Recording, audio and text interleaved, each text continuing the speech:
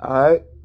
So I'm gonna do a couple videos with a theme, and so like this video is themed about um, Steph Curry, uh, the hand he has in the current NBA, and um, his effects on the NBA and what he is as a player.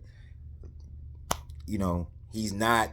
He doesn't walk on water with me like he does for a lot of people. A lot of people look at him and say, "Oh, he's just a nice guy," and this, that, and other stuff.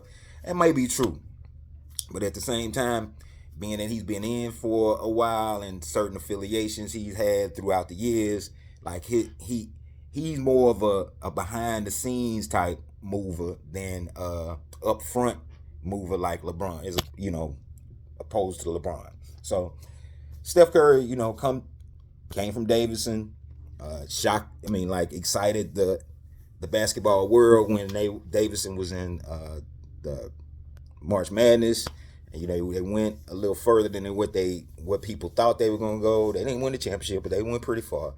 And then he gets drafted by Golden State. Goes to Golden State, gets stronger, uh, gets more experienced, gets a team around him.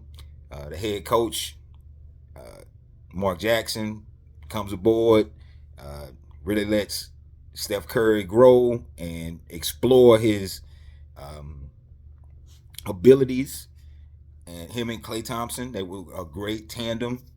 And then they built themselves up to a championship level team. They win the championship.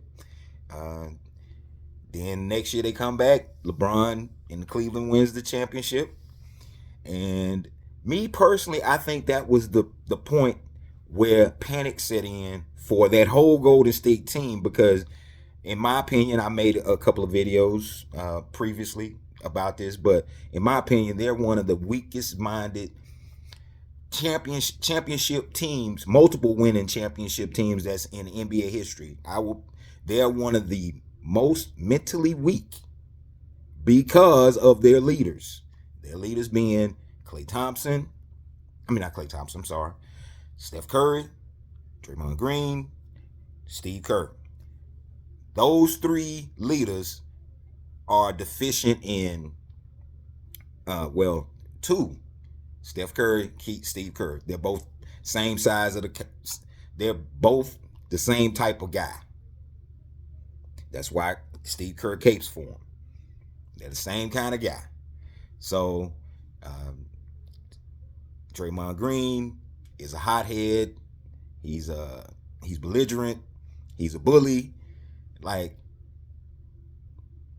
him being in that mix has made it difficult for those other two because if they would have stepped up, either one of them, when Draymond Green challenged Steve Kerr in the locker room during that game back in I think it's 2016, 2017, somewhere up in there.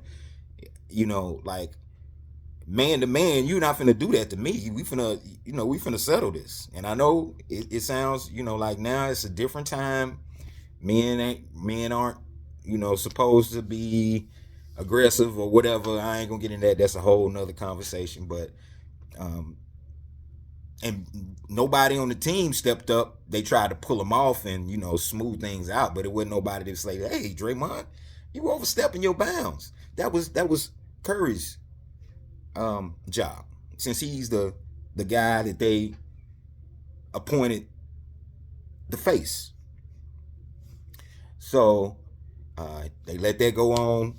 They go and beg Durant to come to Golden State to help them beat LeBron because at that time, quiet as kept, Kevin Durant was looked at in some NBA conversations as a better player than LeBron. And people can, they can debate that all they want. He won the MVP prior to coming to Golden State. So I mean, he was up there. So then they basically beat LeBron at his own game. They played it better. So they get Durant, win the championship 2 years in a row. The third year, certain things occurred. Durant gets hurt. A couple of bench players left the team. That's an important thing to remember. Barbosa and Barbosa not coming back, and Bogut unable to come back affected their team, the way it was constructed and the way they played initially when they won the championship the first time. So a bunch of garbage goes on. They run Durant out, and it wasn't just Draymond. Draymond had a big hand. His hand was pushing him out the door, but it was fingertips of Bob Myers and I just go with Bob Myers. Bob Myers in the Golden State front office basically didn't help to make KD feel comfortable in going to that team, because everybody knows it was a questionable move, because he's one of the big stars in the NBA. He's going to join the most prominent team now, and they topple LeBron. It basically surprised LeBron, because they wasn't even on their radar. When they came up, he thought he was gonna make a run for like 3 or 4 championships with Kevin Love and Kyrie Irving. But that messed him up and sent him in on his spiral.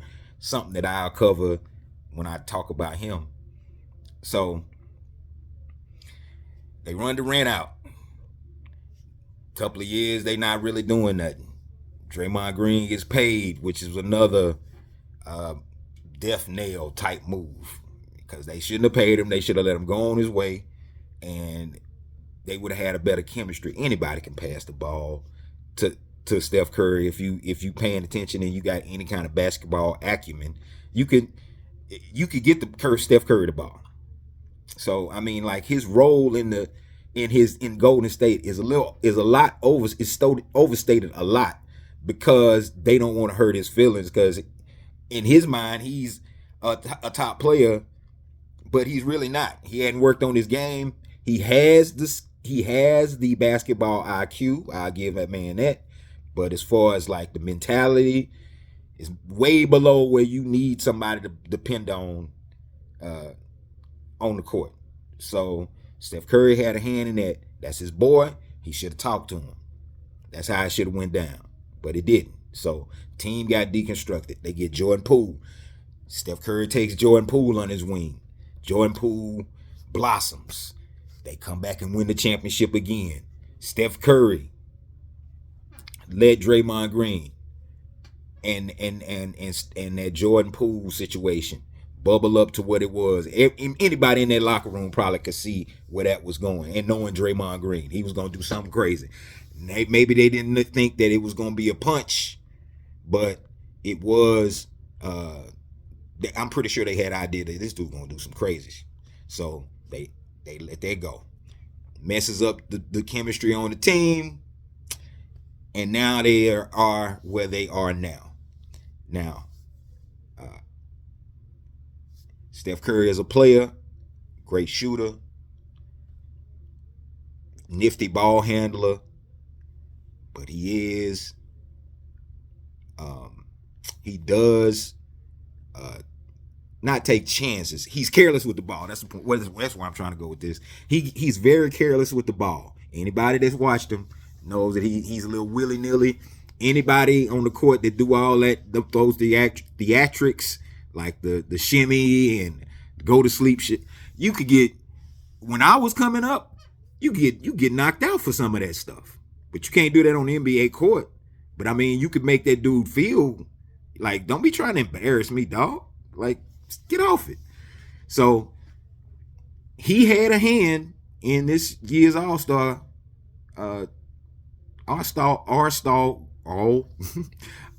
weekend. His hand was in the pot. And that should tell you where he ranks in the NBA hierarchy, that Adam Silver personally took his ideas and put them out there to to grow or whatever. So that's my opinion on Steph Curry. I mean, I've enjoyed watching him these years, but his feet need to be put to the fire too, as far as like the way the NBA has diminished over the years. So that's my thoughts on that. Come back at you with another one later. Peace.